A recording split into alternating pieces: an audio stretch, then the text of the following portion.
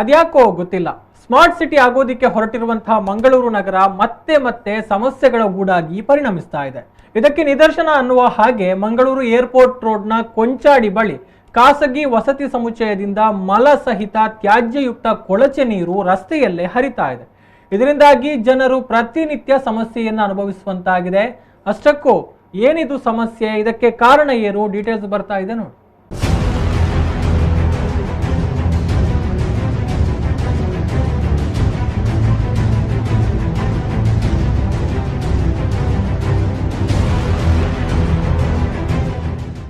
ಒಂದು ಕಡೆ ಮಳೆ ಇಳಿಮುಖವಾದರೆ ಇನ್ನೊಂದು ಕಡೆ ಡ್ರೈನೇಜ್ ಸಮಸ್ಯೆ ಮಂಗಳೂರು ನಗರದ ಜನತೆಗೆ ಕಾಡಲಾರಂಭಿಸಿದೆ.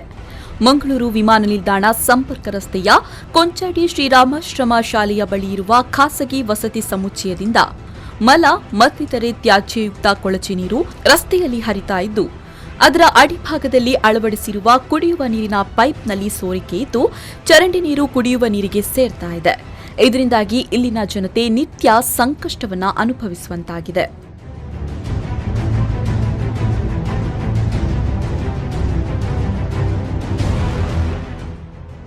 ಅಲ್ಲಿಂದ ಇದು ಡ್ರೈನೇಜ್ ಇದ್ದು ನೀರು ಲೀಕ್ ಆಗ್ತಾ ಇದೆ. ಇದೊಂದು 4-5 ವರ್ಷದಿಂದ ಇದೇ ಪ್ರಾಬ್ಲಮ್ ಇದೆ. ಮುಂಚಿನ ಮೇಯರಿಗೆಲ್ಲ ಕಂಪ್ಲೇಂಟ್ ಮಾಡಿ ಮೇಯರೆಲ್ಲ ಬಂದು ಕವಿತಾ ಸನಿಲ್ ಇವರೆಲ್ಲ ಬಂದು ನೋಡಿ ಹೋಗಿದ್ರು. ಈ ಪ್ರಾಬ್ಲಮ್ ಎಲ್ಲ ನಾವು ಸಾಲ್ವ್ ಮಾಡ್ತೇವೆ ಹೇಳಿ ಅವರಿಗೆ ಫ್ಲ್ಯಾಟ್ನವರನ್ನು ಸಹ ಕರೆದು ಮಾತಾಡಿದ್ದಾರೆ. ಆದರೆ ಏನೂ ಆಗಲಿಲ್ಲ. ಅದರ ನಂತರ ಮೇಯರ್ ಸಹ ಬಂದಿದ್ದಾರೆ, ಕಮಿಷನರ್ ಬಂದಿದ್ದರು ರೀಸೆಂಟ್ಲಿ. ಎಲ್ಲರೂ ಆಶ್ವಾಸನೆ ಕೊಟ್ಟು ಹೋಗ್ತಾರೆ. ಭರತ್ ಶೆಟ್ಟಿ ಬಂದಿದ್ದರು ಕಾರ್ಪೊರೇಷನ್ ಎಲೆಕ್ಷನ್ಗಿಂತ ಮುಂಚೆ. ಅವರು ಸಹ ಹಾಗೆ ಎಲ್ಲ ನಾನು ಸರಿ ಮಾಡ್ತೇನೆ ಹೇಳಿ ಕಾರ್ಪೊರೇಟರ್ ಸಹ ಎಲ್ಲರೂ ಬಂದು ಹೋಗಿ ಎಲ್ಲ ಮಾಡ್ತಾ ಇದ್ದಾರೆ. ಆದರೆ ಏನೂ ಆಗ್ತಿಲ್ಲ.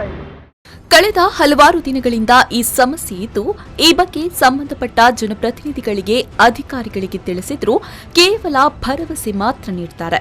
ಆದರೆ ಇಲ್ಲಿಯವರೆಗೆ ಯಾವುದೇ ರೀತಿಯ ಕ್ರಮ ಕೈಗೊಂಡಿಲ್ಲ ಅಂತ ದಲಿತ ಹಕ್ಕುಗಳ ಜಿಲ್ಲಾಧ್ಯಕ್ಷರಾದ ತಿಮ್ಮಯ್ಯ ಕೊಂಚಾಡಿಯವರು ಆಕ್ರೋಶ ವ್ಯಕ್ತಪಡಿಸಿದ್ದಾರೆ.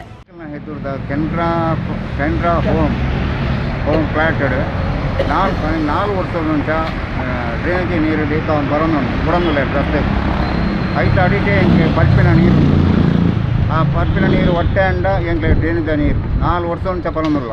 ಎಂಕುಲು ಬೋರ್ಡ್ ಬರ್ತೀನಿ ಕಾರ್ಪೊರೇಷನ್ಗೆ ಅಡೆ ಇಡೀ ಡಿ ಸಿಗೆ ಹಾಕ್ಲಿ ಪೂರ ಮನವಿ ಮಾತಾಡ್ಕೋರಿ ಆಯೋಗದ್ದು ನೋಟಿಸ್ ಬರ್ತದೆ. ಬರ್ಪೇರು ತೂಪೇರು ನಿಮ್ಮ ಬಂದು ಹೋಗ್ತಾರೆ ದಾಳ ಬೇಲೆ. ಪ್ರತಿ ಬಾರಿ ತಪ್ಪದೇ ತೆರಿಗೆ ಕಟ್ತಾ ಇದ್ರೂ ಕಳೆದ 14 ವರ್ಷಗಳಿಂದ ಈ ಭಾಗದ ರಸ್ತೆಯಾಗ್ಲಿ ಒಳಚರಂಡಿ ಕಾಮಗಾರಿಯಾಗ್ಲಿ ನಡೆದಿಲ್ಲ. ಇದೀಗ ಕಳೆದ ಕೆಲವು ದಿನಗಳಿಂದ ಡ್ರೈನೇಜ್ ನೀರಿನ ಸಮಸ್ಯೆ ಎದುರಾಗಿದ್ದು, ಈ ಬಗ್ಗೆ ಅಧಿಕಾರಿಗಳಿಗೆ ಮಾಹಿತಿ ನೀಡಿದ್ರೂ ಯಾವುದೇ ಪ್ರಯೋಜನವಾಗಿಲ್ಲ. ಇದರಿಂದಾಗಿ ಈ ಭಾಗದ ಜನತೆ ನಿತ್ಯ ಸಮಸ್ಯೆಯನ್ನ ಅನುಭವಿಸುವಂತಾಗಿದೆ ಅಂತ ಸ್ಥಳೀಯರಾದ ಗೀತಾ ಸುನೀಲ್ ಅಳಲು ತೋಡಿಕೊಂಡಿದ್ದಾರೆ.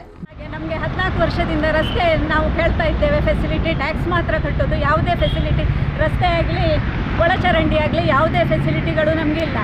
ಈ ಗಲೀಜು ನೀರಿನ ಮೇಲೆ ನಡ್ಕೊಂಡು ಶಾಲೆ ಮಕ್ಕಳು ಮತ್ತು ಉಳಿದ ಪಾದಾಚಾರಿಗಳೆಲ್ಲ ಹೋಗ್ತಾ ಇದ್ದಾರೆ.